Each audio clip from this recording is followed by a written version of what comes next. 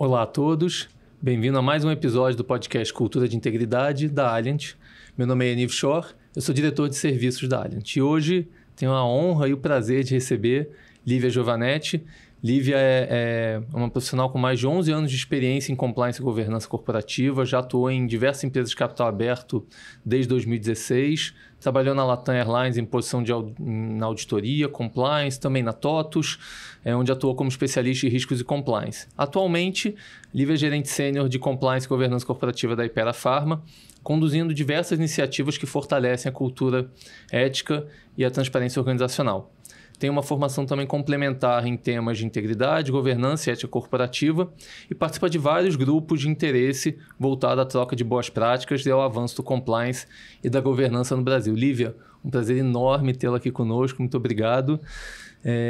Queria começar aqui entendendo um pouquinho mais do seu histórico, para a gente aquecer nossos motores, entender um pouquinho mais da sua trajetória, o que te trouxe até aqui. Quer dizer, pensando na sua trajetória com compliance e com a própria ideia de integridade, né? Como é que foi isso? Quando você se deu conta da relevância desse tema e quais foram suas primeiras impressões, né, lá mais de 11 anos atrás, quando você começou a trabalhar com isso?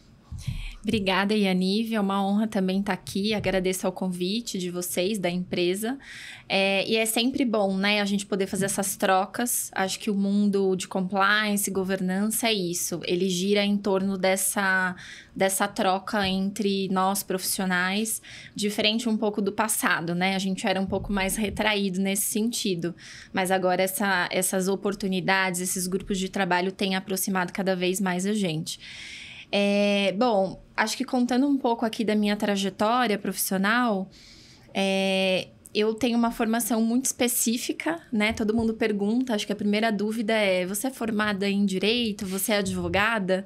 Não sou advogada, tenho uma formação em turismo, tinha muita vontade de seguir essa carreira lá no passado, acabou não dando certo. E acabei entrando numa empresa por qual eu passei quase 14 anos lá, aprendi muitas coisas.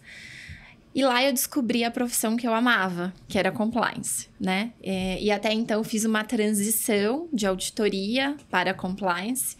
Trabalhei muito, assim, em funções operacionais, inclusive em aeroportos, né? Enfim, muito bacana essa trajetória. Mas depois eu fui para uma linha mais ali de auditoria. E tinha alguma coisa que me incomodava na auditoria, eu não sabia dizer o que era exatamente. Até que eu comecei a ter contato com os profissionais da área de compliance dessa empresa. E nós começamos a fazer trabalhos ali, né, que tinham sinergia com a área de compliance. E eu fui aprender o que era o compliance. Então, essa transição foi muito positiva e foi aí que eu entendi que eu não tinha nascido para ser auditora, por exemplo. e muito menos para trabalhar como comissária de bordo ou trabalhar em hotelaria, que era, né, a formação que eu passei, que eu fiz, enfim. E aí foi onde eu descobri e, de fato, desde então, é o que eu amo fazer, né? É o que me dá, assim, muito prazer no dia a dia. Para mim, é como se eu tivesse num estágio, assim, de muita sabedoria mesmo, quando eu tô fazendo o que eu faço, né?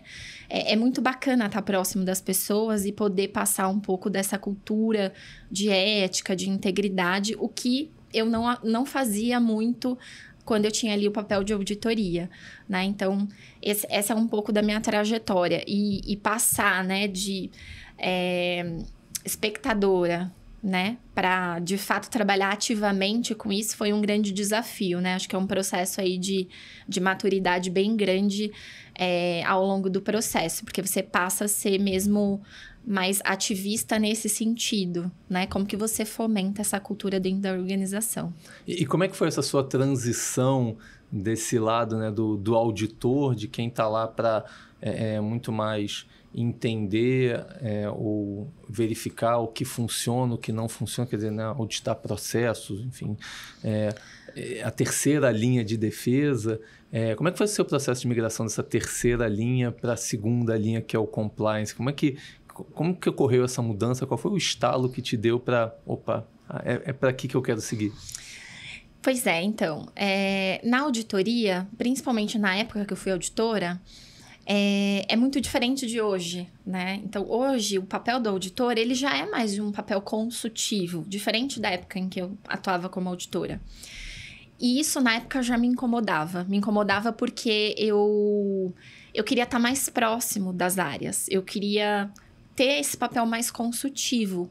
E não era muito ali o approach ou a metodologia da auditoria, pelo menos pela empresa que eu passei. Então, isso me incomodava, porque eu sentia a necessidade de estar mais próximo das pessoas. Isso sempre foi uma coisa que eu gostei muito, né? Então, essa relação humana sempre me atraiu muito. Até que eu comecei a ter muita interação com a área de compliance no dia a dia, mesmo ainda estando em auditoria. A gente fazia ali um papel de suporte de canal de denúncias, principalmente quando tinha problemas com fraude. Então, era o papel do auditor ajudar a área de compliance nesse processo. E foi aí que eu descobri que era isso que eu queria fazer. Por quê?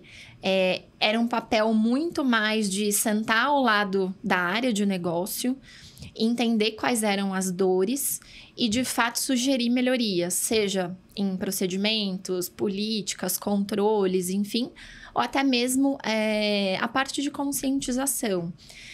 Quando eu migrei, logo que eu migrei para a área de compliance, eu migrei para uma tarefa muito específica, que era para cuidar de políticas e procedimentos.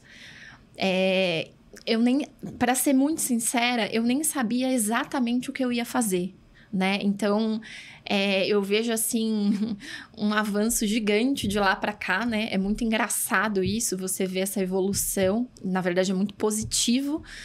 Mas, quando eu comecei, eu não imaginei todos os voos que eu iria alcançar ao longo da trajetória. Mas se você me falasse, mudaria de profissão? Não mudaria. É cansativo, é desafiador, mas hoje eu me encontrei. Então, assim, foi muito nesse momento, assim, de... a área precisava de uma pessoa em compliance. Eu já estava ali atuando com o time de compliance, que na verdade, eram 2 pessoas. É multinacional, enfim, empresa com mais de 50 mil colaboradores. E eu fui para um papel muito específico. E aí, depois eu fui ganhando ali novas oportunidades e trabalhando com o programa de compliance como um todo. Mas foi nesse momento que eu percebi que, de fato, eu não tinha nascido para ser auditora. Eu tinha nascido para trabalhar com compliance. Curiosidade aqui, a minha formação também é diferente, né, no mundo do compliance. Eu também não sou advogado, eu sou formado em marketing, então olha só, temos aí, né, algo em comum. E também acabei caindo no compliance quase que sem querer também, né? Quer dizer, estava num projeto e fui dar um suporte para o time de compliance, que na época nem se chamava de compliance, se chamava de gestão da ética, porque compliance não era um termo que se usava. E dei esse suporte, gostei, daí, enfim, é uma história para outro dia, mas muito legal saber um pouquinho da sua história. E como é que foi? Você falou um pouquinho do passado e vamos trazer um pouquinho mais para o presente, né? Como é que foi sua chegada na Hypera? Quer dizer, como é que você começou a aplicar esses conhecimentos acumulados, suas experiências, para ajudar na cultura de integridade de um lugar novo que você estava chegando? E foi um desafio muito grande, né? E eu acho que esse desafio, ele é contínuo, ele não para, né? Os profissionais de compliance, eles precisam estar muito atentos às mudanças de mercado e tudo mais. Mas é um desafio muito bacana porque você traz experiência de outras casas com níveis de maturidade distintos. Então, eu passei por pelo menos 2 casas que eu também já atuava com compliance e que tinham níveis de maturidade diferentes. Então, acho que o primeiro é um baque de você chegar e ver que os processos são um pouco diferentes dos quais você estava ali acostumado. Mas depois, ao longo do processo, ao longo do dia a dia, você vai conseguindo ali provar para a organização o que precisa ser feito, quais são, né, os pontos de melhoria, enfim. E a minha contratação, né, para a Hypera Pharma foi muito específica também, né? Na verdade, eu tinha uma missão muito pontual de melhorar a comunicação, né, da organização com relação aos temas de compliance. Então, na época da minha contratação, esse era o desafio. E quando eu cheguei, eu sou, assim, inquieta, né? Eu sou inquieta, eu não consigo fazer uma coisa só. Eu falei, não, mas espera, eu posso fazer mais do que a comunicação, né? Deixa eu ver uma política, deixa eu ver... Então, a gente começou a customizar, né, todo esse arcabouço de informações, de documentações que já existiam. E o que eu fiz, né, o que eu propus para a companhia foi aprimorar esses processos que já existiam e trazer ali um toque ali de realidade, trazer bens de mercado, coisas que pudessem estar mais próximos da realidade da empresa. Então, foi muito bacana. Eu já estou na Hypera há 6 anos e pouco e vejo, assim, uma evolução muito grande com relação ao processo de maturidade, as questões de integridade da companhia como um todo. Até porque a integridade não é construída somente com comunicação ou somente com políticas. Na verdade, é a junção disso tudo e como é que a gente consegue evoluir, como é que a gente consegue trabalhar isso em conjunto. Exato. Em todos os níveis da organização. Exato, né? Que é uma todos governança, entendam. né? É uma governança. Exato, e só também fico muito feliz em ouvir isso, porque a minha história com compliance também passa um pouquinho lá pela Hypera, há uns 12 anos atrás, quando ainda era Hiperfarma. Hipermarcas. Hipermarcas, Hiperfarma, depois...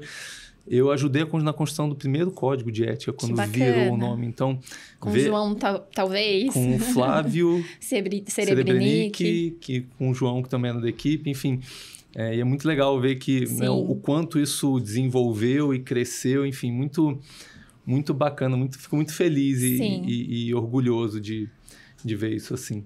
Então, para mim é muito especial, muito gratificante, exato. Acho que para nós, né, como profissionais de compliance, é gratificante isso.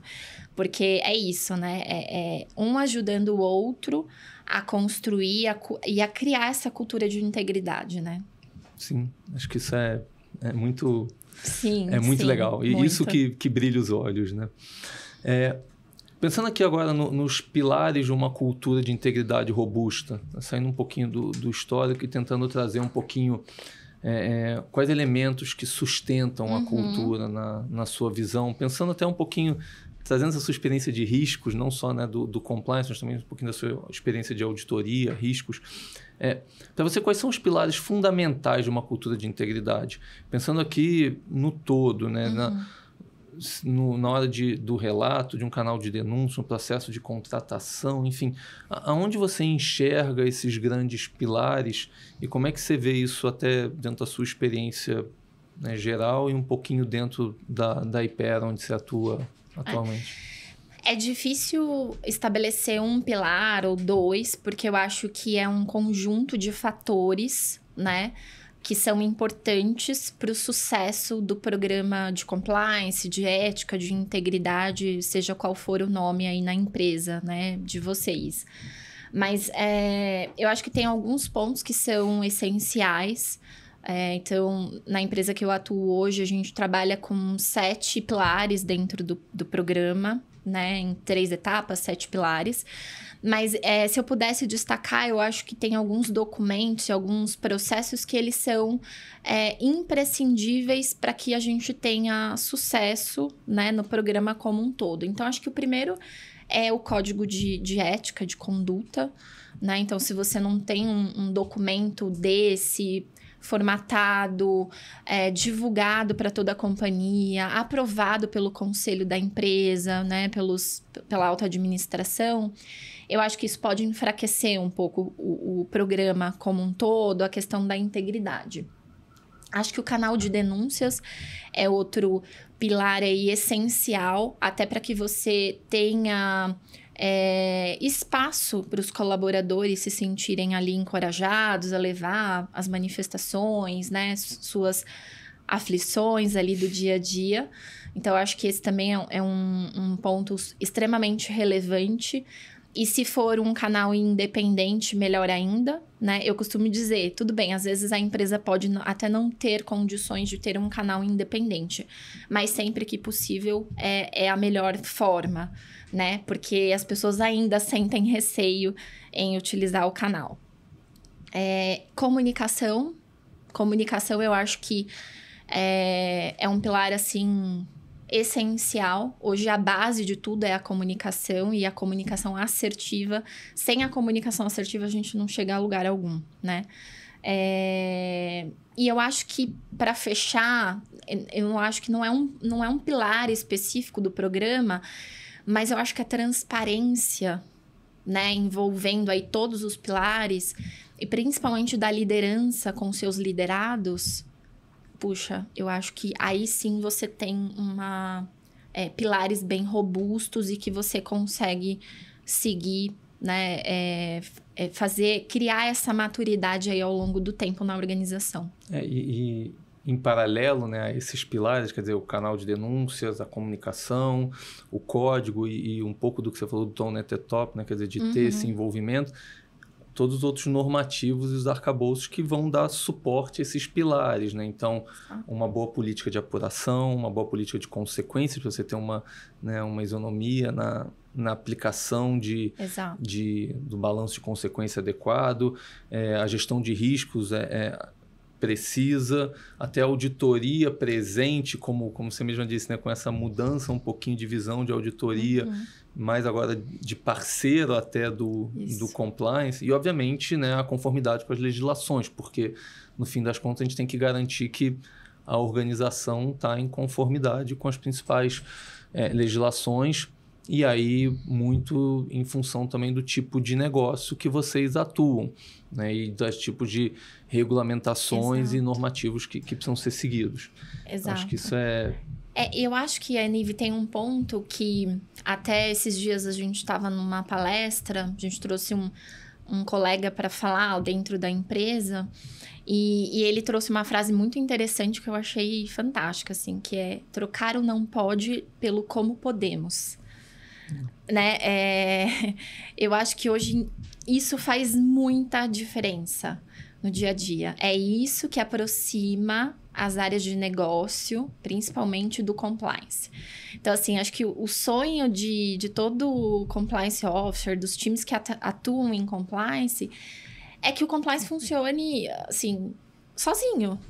A gente, assim, acho que, né, se a gente for pensar assim a longo prazo, é que não tivesse a área de compliance. É que tudo funcionasse de maneira orgânica. Mas eu acho que esse ponto, ele é fundamental. Muito bom. Gostei dessa frase. Vou usar com os devidos créditos, obviamente, mas vou usar porque eu gostei. É maravilhosa. Muito dela. É muito boa. Gostei muito dela. E aí, trazendo esse link dos pilares e até puxando um pouquinho da sua experiência, acho que é legal para os nossos ouvintes que são, em maioria, público de compliance. No seu trabalho como auditoria interna, você identificava gaps no que estava documentado e no que efetivamente acontecia, principalmente no dia a dia de programas de compliance? Você acha que essa experiência te ajudou a trabalhar? Como é que você, no compliance hoje, como é que você enxerga isso? Olha, assim, de que eu me recordo, não especificamente do programa de compliance. Até porque, geralmente, as auditorias que existem para auditar o próprio programa de compliance de uma empresa, geralmente você contrata uma empresa externa que vem com uma expertise para poder fazer uma avaliação bem isenta. Então, especificamente da área de compliance, eu nunca cheguei a fazer uma auditoria. Eu nunca estive nesse papel. Mas é óbvio que, quando eu olhava o todo, a gente identificava, inclusive, irregularidades com base, por exemplo, no código de ética, né? Então, sim, a gente vivia ali uma rotina diferente, que poderia chegar ali até a um caso de fraude, por exemplo, e que a gente tinha que tratar, tinha que entender qual que era a causa raiz, se era uma coisa pontual, se era uma coisa ali já, um modus operandi. E aí é onde a gente se unia com a área de compliance, né? Então, eu acho que essa experiência, sim, me ajudou muito. E, óbvio, de uma visão totalmente diferente agora, do outro lado da cadeira, né? Porque a auditoria, geralmente, ela vai identificar coisas que já aconteceram e eventual ali, coisa que possa acontecer. Então, ela vai atuar muito no detectivo, né? E eu acho que o papel e a ideia do compliance, diferente da auditoria, é atuar muito no preventivo, né? Então, acho que essa experiência, ela ajudou muito nisso, a entender também o outro lado da cadeira. E para saber assim, puxa, como é que eu vou pegar o Yaniv nesse ponto? Como é que eu vou cativá-lo nesse ponto? Qual a melhor forma de eu comunicá-lo, né? Para que ele possa vir para o meu lado e, né, enfim, fazer a coisa certa sempre e tudo mais. Então, sim, eu acho que teve uma influência muito positiva nesse sentido, mas eu sempre quis estar desse lado. Não adianta. Eu queria estar com as pessoas, eu queria conversar, eu queria ser ponto de referência. Engraçado, esses dias, contando uma coisa que aconteceu no dia a dia, eu tava na minha mesa e aí me chamaram e falaram, você pode entrar num call rapidinho? Eu falei, posso. E aí me ligaram, tinham pessoas ali, gerentes e tal. Eu falei assim, olha, a gente tá com um problema aqui de comunicação e não tô conseguindo atingir meu objetivo com uma alta diretoria. E eu preciso da sua ajuda porque você é harmônica. Você tem harmonia. Então, eu preciso, assim, dessa sua expertise para poder me ajudar a chegar onde eu preciso.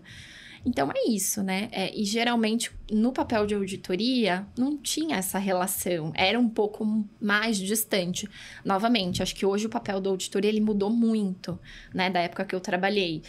Mas, mesmo assim, o auditor, ele precisa ter um distanciamento até para garantir a questão, né, da isenção, né? E defender as linhas ali, né? E você falou essa questão da detecção e da prevenção. Na sua percepção, qual a diferença entre uma organização que detecta fraude e uma que previne fraude? Na verdade, ela vai se antecipar, né? Acho que o grande ponto é esse. Você se antecipar, né, a potenciais aí problemas. Mas confesso que não é trivial, na minha opinião.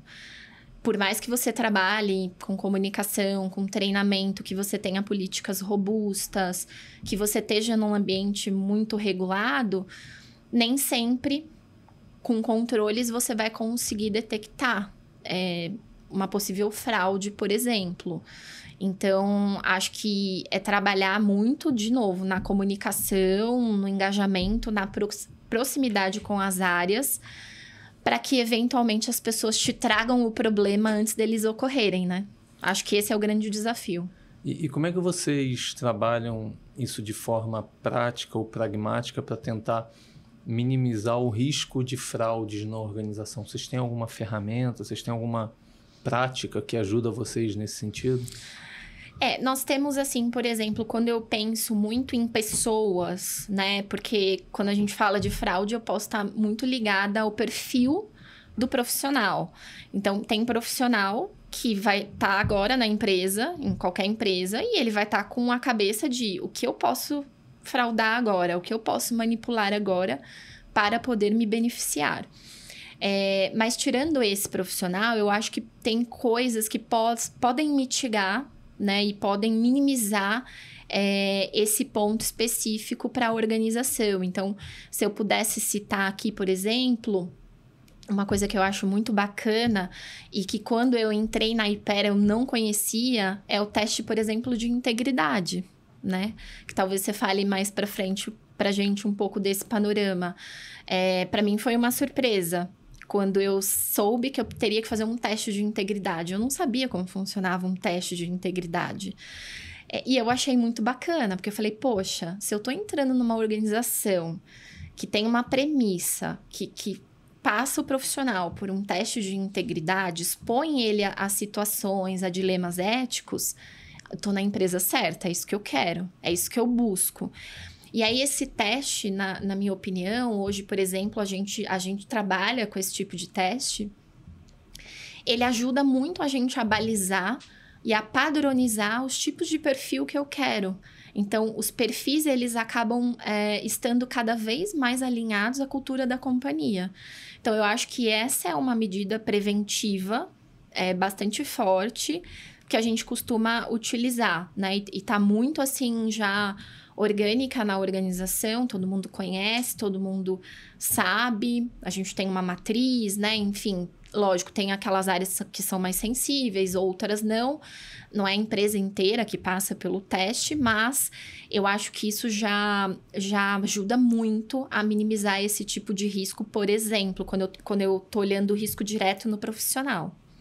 Eu acho que esse testemunho é muito, muito bacana, porque às vezes a visão que as pessoas têm desse tipo de teste é o contrário, quer dizer, que ele assusta os profissionais de entrarem numa organização. E eu compartilho dessa sua visão. Se eu estou entrando numa organização em que parte do processo seletivo é saber a minha visão sobre dilemas éticos, eu acho isso ótimo, porque quer dizer que está alinhado com os meus valores. Então, assim, eu vejo muito benefício. E tem essa questão de mitigar, né, ou de prevenir, como você colocou, o risco de entrada de uma pessoa que não está aderente aos valores éticos da organização. Quer dizer, você já tira isso desde o começo. Você não tem o problema, a questão de levar um tempo para identificar. Exato. Você já entende antes o que está acontecendo e já entende se você quer assumir esse risco ou não. E se você quiser assumir o risco, porque, né, no fim das contas é uma ferramenta que te ajuda a tomar a decisão. Ele Exato, não é um sim ou não é eliminatório. Perfeito. Né? Ele ajuda na tomada de decisão. Mas ele ajuda, inclusive, ao que fazer depois. Porque se você identificou que tem alguma questão ali a ser tratada, você pode trabalhar com controles. Perfeito. Com aquele profissional. Ou trabalhar com o tempo, entender que é uma questão situacional e que, se for bem trabalhada, ela tende a não gerar risco. Então, acho que é muito bacana isso. E eu acredito que também vai depender do ambiente que você está inserido. Então, a própria pesquisa mostra isso, né, ao longo dos anos, como que o perfil ele vai mudando. Então, se na tua organização você tem políticas, processos, uma cultura bem ali estruturada, a tendência é que se esse profissional ele tem ali um certo risco, né, de não ser tão ético, vamos dizer assim, o ambiente em que ele está inserido vai fazer ele pensar o contrário, né? Então, acho que é isso. E você tocou num ponto muito importante. Acho que isso é muito válido. O teste, ele não é eliminatório.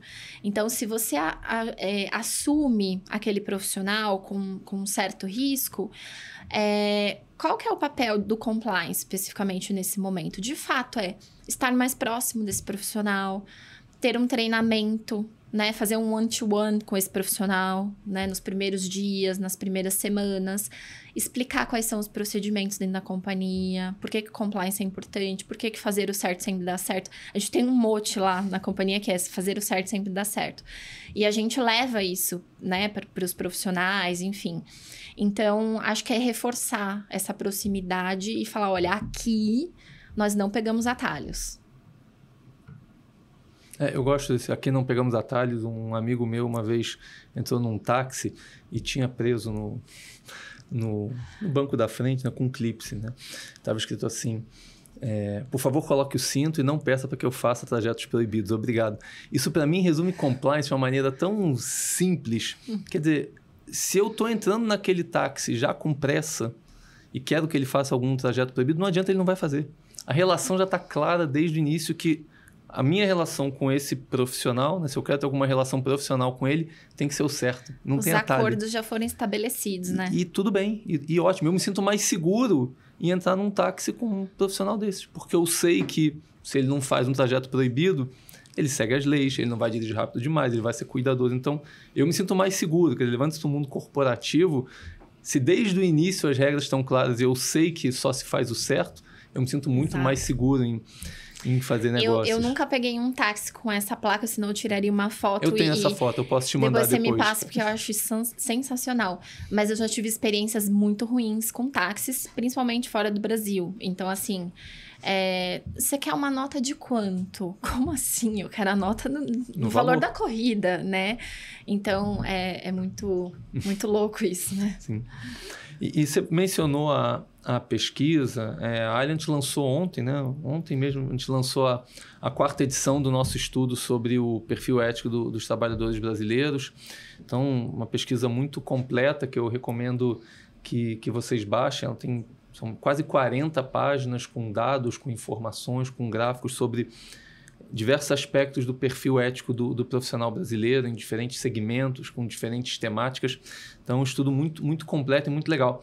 E um dos pontos que ele traz é que a maioria dos profissionais, 65,2%, para ser mais preciso, são aqueles que apresentam médio risco. Né? O que são os profissionais de médio risco? Eu costumo chamá-los de conformistas, que são os que dançam conforme a música. Quer dizer, num bom ambiente, num ambiente que as regras são claras, que eu tenho um balanço de consequência adequado, a tendência é que essas pessoas se comportem como a gente quer como organização, mas o inverso também é verdade. Num ambiente permissivo, num ambiente de quem está bem aos perto, que não tem o tom net top, quer dizer, que a própria alta gestão não age corretamente, a tendência é que esses 65% se comportem da maneira errada. Uhum. Ou seja, existe uma pressão, né, em relação a esse contexto, aos profissionais, que reforça a necessidade de uma cultura organizacional clara. Outra questão que o estudo aponta também é quando fala de gratificações e conivência com atos antiéticos, que eles, combinados com profissionais de alto risco ou de risco crítico, exigem políticas cada vez mais claras, objetivas e os balanços de consequência adequados. Na prática, no dia a dia, como é que a gente enfrenta esses dilemas de profissionais que até desejam, eles querem agir eticamente, mas são suscetíveis a pressões que podem vir do colega, podem vir da liderança, podem vir do mercado? Como é que a gente pode trabalhar isso? Ou dar o apoio necessário para que essas pessoas se comportem da maneira que nós, como organização, queremos? Eu acho que tem muito com alguns pontos que eu já falei, né? E aquela frase, de novo, de trocar o não pode como, né, pelo como podemos, eu acho que ela tem muita relação com isso. Então, assim, ao longo da carreira, o que eu tenho percebido compliance primeiro. Compliance não se faz sozinho, né? Compliance não é do compliance é da organização como um todo. E cada vez mais a gente precisa estar próximo das áreas de negócio. E o que acontece é que, se você não trabalha, né, com comunicação, treinamentos muito próximo aí dessas áreas, dos principais ofensores, vamos dizer assim, é provável que eles não te procurem, né? É provável que eles façam, né, sem te consultar. Então, acho que é isso que é o desafio da área, de cada dia. Tem até a frase, né? Água mole em pedra dura, tanto bate até que fura. Eu acredito muito nisso, porque você tem que reforçar todo dia quais são as políticas, o que a gente espera, mas não no tom de você não pode fazer. Não me traga, porque se você me trouxer, eu vou te dizer não. Não é isso, né? E é muito legal quando você começa a provocar a área de negócio. Então, a gente tem muitas discussões na empresa, no ramo farma, principalmente com o time de marketing, né? Com eventuais propagandas, eventuais congressos com médicos, enfim, palestrantes do que pode, o que não pode, né? O que pode soar como um conflito, o que pode soar ali como uma troca de interesses. E a gente coloca esses profissionais para pensarem junto conosco, né? Olha, faz sentido isso que você está propondo para a organização? Né? Então, exemplo, a gente vai fazer um congresso, vai patrocinar, sei lá, algum produto e eu queria dar um Apple Watch de presente.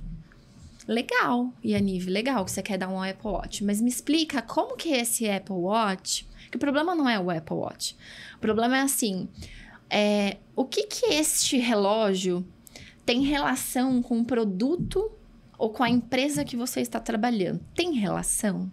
Não tem relação? Então, a gente coloca esse profissional para pensar com a gente. E aí, no final do dia, é muito engraçado quando eles caem na realidade do que é verdade. Acho que o que você está falando faz sentido, apesar de mesmo assim eu querer fazer alguma coisa X, faz sentido, eu entendi o seu ponto, né? Mas não é por isso que no próximo evento, por exemplo, eles não vão procurar por nós, pela área regulatória e tudo mais. Então, quando você vai criando essa proximidade e vai fazendo com que eles entendam que a gente está ao lado deles e não contra eles, aí, para mim, isso funciona muito bem. Interessante, quer dizer, até é interessante enxergar até essas particularidades do setor farmacêutico, porque, né, é isso, às vezes tem umas questões muito específicas do setor e que, se a gente for olhar de uma forma mais generalista, não se aplica, né? Então, assim, é isso. Tem temas que são muito polêmicos, né? Brindes, presentes. Isso é sempre muito polêmico. Sempre vai ser, acho que em toda a organização. Então, é isso. Você trabalhar as particularidades e você fazer a outra ponta entender se aquela proposta está fazendo sentido. E, às vezes, pode até fazer sentido. Pode até, de repente, ir contra. Ou ela tá ali, talvez, com risco maior, com base nas nossas políticas, nos nossos procedimentos internos. Nada que fira a lei, não tô falando nada disso. Mas se a gente assumir esse risco juntos, ótimo. Acho que o que a gente não pode assumir é a área ou uma pessoa assumir o risco sozinho, né? Então, acho que é essa conscientização que ela é fundamental no dia a dia.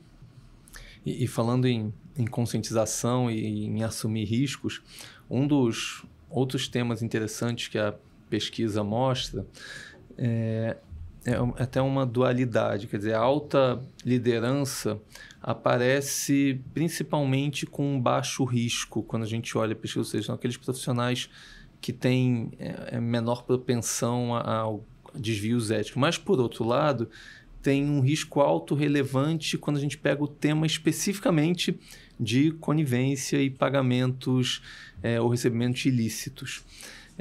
E aí, se a gente for até pegar no histórico recente de um ex-diretor de um grande banco no Brasil que foi demitido por mau uso do cartão corporativo, né? História, isso aconteceu meados do ano passado, então, assim, ainda algo recente. Como é que vocês conseguem, como é que você tem, quais são suas estratégias para operacionalizar essas questões no Tom Top? Também nesses dilemas ou nessas questões mais sensíveis? Bom, acho que primeiro assim, né? De novo, parece que é repetitivo, mas não é. Veja que acho que a comunicação, ela entra de novo aqui. E aqui, por exemplo, especificamente na empresa onde eu atuo, acho que entra uma parceria muito grande com as áreas de negócio. E não a área de negócio, eventualmente, né, que está falando aí do desvio, do oferecimento e tal. Mas, por exemplo, áreas de controle, controladoria, né? Então, eles ajudam a escrever as diretrizes e nos ajudam, inclusive, a fazer treinamentos específicos com casos reais, com situações ali do dia a dia, de novo, para que a gente possa conscientizar, né, a ponta, o operacional, do que é o certo e do que não é o certo, né? De novo, acho que isso não isenta a companhia de eventualmente a gente ter um problema como esse, e aí ele passa para a tratativa de compliance, né, via canal de denúncias, por exemplo, vai apurar, se for verdade, vai passar por uma matriz de consequências e tudo mais. Mas eu acho que a ideia é, de novo, trabalhar na prevenção, para que isso não ocorra. Então, o que eu tenho visto e o que a gente tem feito muito nos últimos anos é estar muito próximo, principalmente, por exemplo, no caso da empresa farmacêutica, próximo ao time de campo, né? Então, aqueles profissionais que vão ali visitar os médicos, né? E que tem ali esse contato mais, vamos dizer, fora do controle da companhia, né? Eu não tô dentro do escritório, eu não tô num prédio corporativo, eu tô na rua, eu tô falando com um terceiro. Então, como conscientizar esse público? Então, a gente sempre trabalha em parceria com áreas de negócio, principalmente controladoria. E a gente costuma muito aparecer nas convenções, por exemplo. Nas convenções de final do ano, enfim, meio do ano, com temas de compliance. E aí, acho que tem um ponto que liga, que é muito importante, é que se eu não tivesse o Tone at the Top aqui, eu não conseguiria fazer essas ações. Né? Então, se a alta administração não acreditar que isso é importante, eu não teria espaço. Meu time não teria espaço para chegar até esse profissional. Então, eu acho que é um mix, né? É um mix do que a gente pode fazer de comunicação, de conscientização, com base nas normas, legislação, mas esse apoio da alta administração. Legal. Acho que isso é só trazendo o último ponto aqui da pesquisa, porque acho que só para ressaltar, e que tem muito a ver com isso, né, desse risco, principalmente as pessoas, como você mesmo trouxe, né, de campo, que estão um pouco mais fora ali entre aspas, do nosso controle, porque a gente, né, não consegue, nem é nosso papel acompanhar tudo que eles fazem o tempo todo. 4,9% das pessoas, dos mais de 3 mil pessoas que responderam aos testes no último ano, apontaram como risco alto ou crítico. Quer dizer, é um percentual até relevante, né? E se a gente parar para pensar que, né, embora as ferramentas de compliance não garantam que a organização seja íntegra, a gente vai dar as diretrizes, mas a gente não tem como garantir, a gente precisa delas para operacionalizar o programa. E aí a gente entende que esse teste de integridade, que você mesma mencionou, ele pode ajudar no processo preventivo. Né? Quer dizer, a gente trabalha o preventivo com o teste para evitar que esses 4,9% de risco alto e crítico sequer entrem na organização.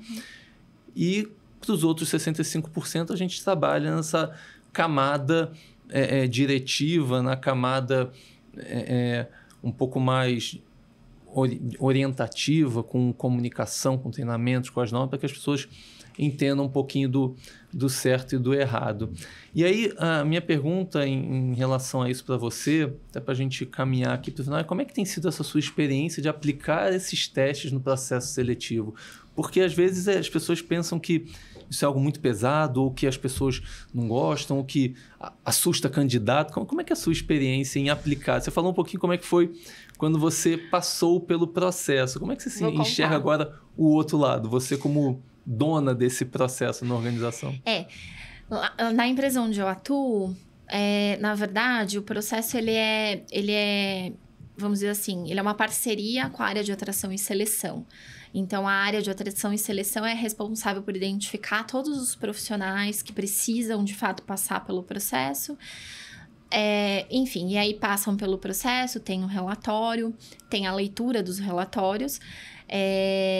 E assim, eu acho muito bacana, porque por muitas vezes a gente consegue chegar a percepções que só com a entrevista aquela selecionadora ela não tinha conseguido chegar nesse ponto, né?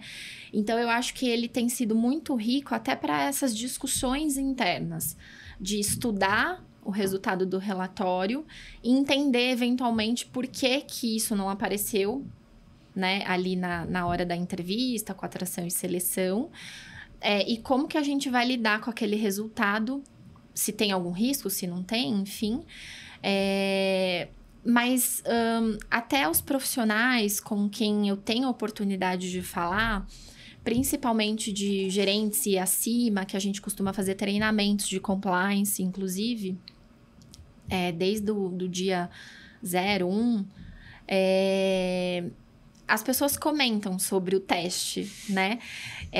Eu sinto que elas ainda se sentem um pouco desconfortáveis, porque as perguntas, elas são muito diretas e objetivas. E a gente não está acostumado a ser questionado de forma tão direta e objetiva. Exato.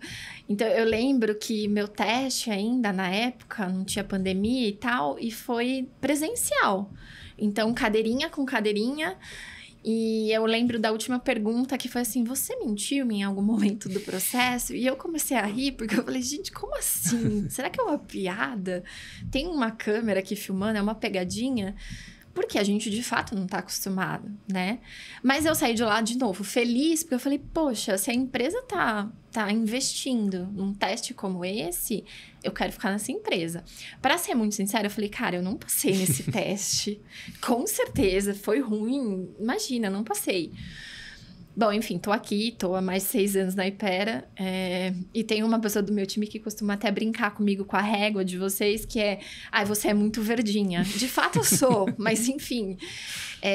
Mas os profissionais, eles costumam falar do teste de maneira mais positiva, né? Então, até inclusive, olha, nossa, eu já fiz esse teste em outra empresa. Então, assim, você percebe que isso tem começado a ser mais normal, vamos dizer assim. Mais normal no mercado, no dia a dia.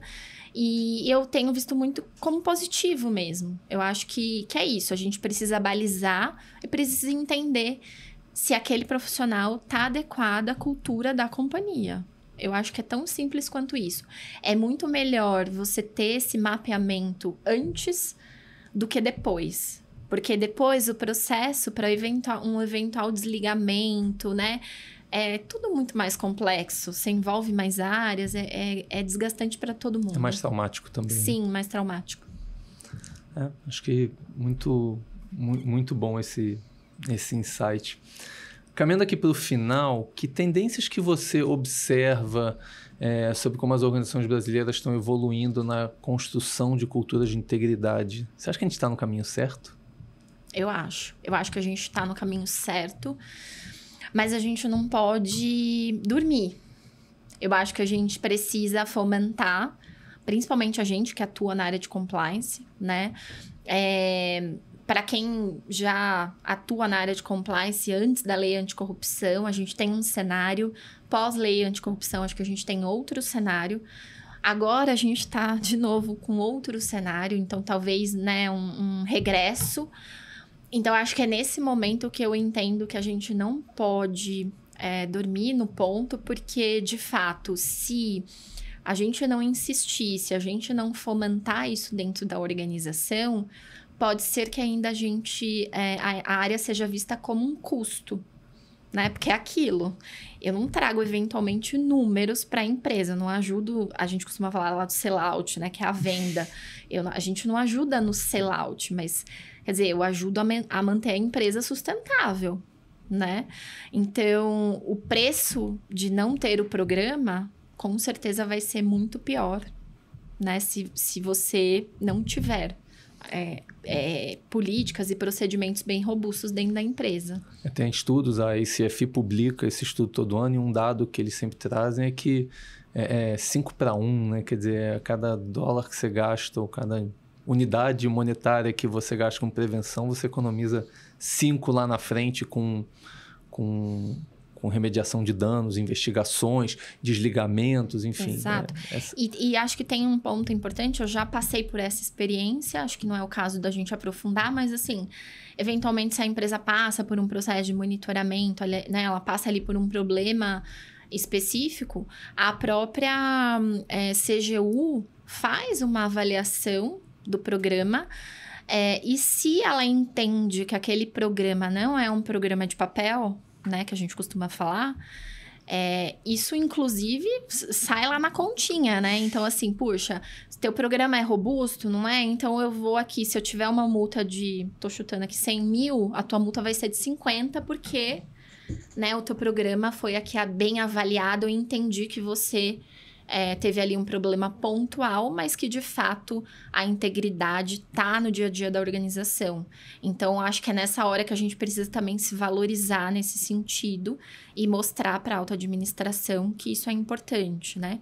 Para os comitês, enfim. Então, acho que, fechando essa linha, a importância também da existência de comitês multidisciplinares dentro da companhia, acho que é muito importante para a gente ir fomentando essa cultura, né? Porque sem um apoio e também sem uma linha de reporte, fica meio sem sentido, né? Quer dizer, você está fazendo um monte de coisas e você está reportando isso para quem, né? Quem que está olhando? Enfim, acho que tem aí uma prestação de contas. E falando em tendência, a gente não pode deixar de falar de inteligência artificial, que é o tema que 5 em cada 5 perguntas estão voltadas para isso. Como é que você já tem trabalhado com inteligência artificial na estrutura de compliance ou nessa questão da promoção da cultura de integridade na Hypera? Se ainda não, como é que vocês estão planejando implementar isso? Temos. Acho que várias áreas já estão atuando nessa frente, é o que você falou, né? Tudo é inteligência artificial. Sempre tenho bastante preocupação da utilização, da melhor forma de utilizar a inteligência artificial. E nós já estamos com um projeto de estudo para a inteligência artificial ajudar ali minimamente nos processos, principalmente de canal confidencial, né? Onde a gente tem aí, eventualmente, uma volumetria um pouco acima do que a gente espera, enfim. E acho que o mais importante é a gente dar uma resposta rápida e assertiva. Acho que o ponto não é ser só rápido, mas ser, assim, bem cirúrgico, né? E tratar, inclusive, a causa raiz. Então, eu acho que a inteligência artificial, ela vem num momento muito propício, principalmente para a gente, ali no dia a dia, para ajudar nesse dia a dia e nessas rotinas mais operacionais. Então, a gente está com um projeto para isso. Acho que vai ser muito bacana. Inclusive, a gente brinca que depois que ele estiver pronto, acho que a gente vai vender. Volta aqui para contar para a gente. A gente volta para contar, porque de fato a gente está contando aí com áreas parceiras, com pessoas que têm essa expertise interna, para ajudar a conectar a IA dentro do nosso canal, né, do case management, e ver como que a gente pode sair do outro lado. Por quê? De novo, né? A alta administração questiona. E a gente precisa estar ali pronto para responder o que a gente está fazendo, o que a gente está pensando. Como é que está sendo mais eficiente com os mesmos recursos. Exato. Ou, além disso, eu acho que o importante eu consegui ganhar tração aqui com o uso da inteligência artificial, então agora eu vou abrir outras frentes de trabalho, né? Então, eu acho que a ideia é muito essa. A gente deixar, de fato, aquilo que a IA pode nos ajudar, né? E acho que tem um ponto, Yaniv, que eu acho super relevante a gente falar, que é a utilização consciente da inteligência artificial. E eu entendo que, assim, sempre surge essa pergunta, né? Mas vai colocar IA, os profissionais vão ser desligados? Não, acho que não é isso. O profissional, ele sempre vai precisar existir com aquela o lado mais técnico e tudo mais, mas acho que é isso, é um conjunto desses dois fatores, né? A inteligência trabalhando ali a nosso favor, mas esse olhar técnico, ele é fundamental. Não dá para deixar a IA trabalhando, por exemplo, no canal de denúncia sozinho, né?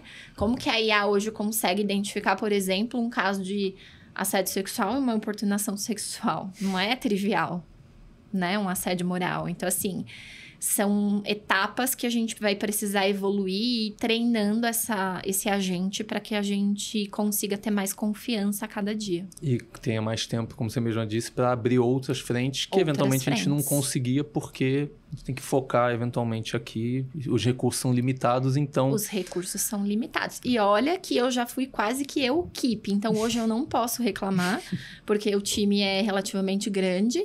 Então, é isso. Acho que a gente precisa melhorar processos, mas para que a gente possa abrir outras frentes de trabalho. Legal. Então, caminhando aqui para o nosso encerramento, a pergunta que eu sempre... Muito rápido. Muito rápido. Já estamos quase 1 hora aqui batendo papo, a gente nem sente.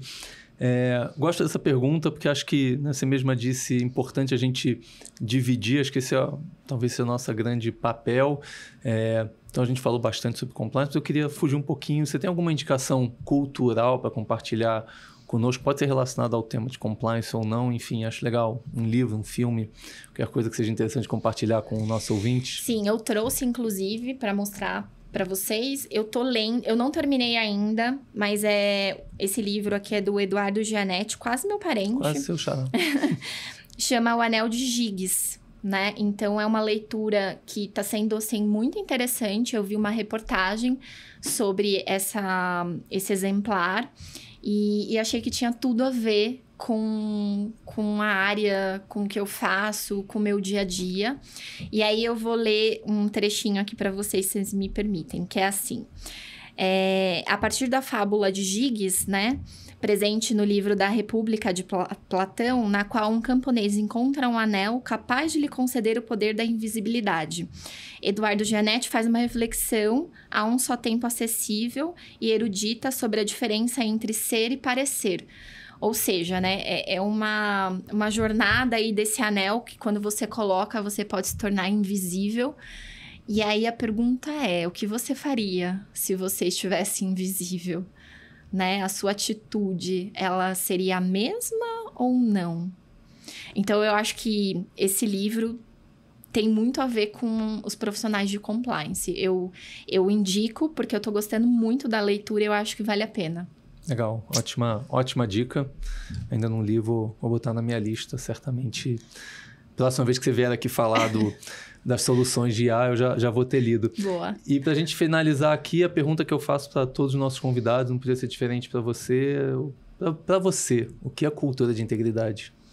Olha, para mim, é um ambiente onde eu possa ser transparente com as pessoas. Eu acho que é tanto de líder como liderado, de você sentir que o ambiente ele é sadio, ele é colaborativo e que se você disser uma coisa, você não vai ser julgado por aquilo, né?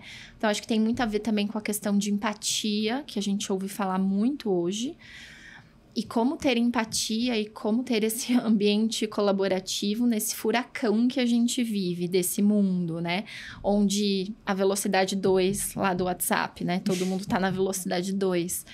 Mas eu acho que é isso. Eu acho que se a gente consegue unir, né, esses elementos, eu acho que isso para mim é cultura de integridade. É você ser respeitado, você ser ouvido e você conseguir sentir que aquilo faz diferença, né? Não é da boca para fora. Muito bom. E sair do não pode pro como podemos. Adorei. Bom, conversei aqui com Lívia Giovanetti, gerente sênior de Compliance e Governança Corporativa da Hypera Pharma. Lívia, foi um prazer enorme. Muito obrigado por compartilhar conosco um pouco do seu conhecimento. Te espero na próxima temporada, falando um pouquinho mais sobre IA.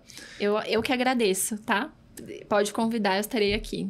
Maravilha. Nos sigam nas nossas redes sociais, @SomosAlliant. Eu sou Yaniv Shor, diretor de serviços da Alliant. Muito obrigado e até a próxima. Obrigada, tchau, tchau.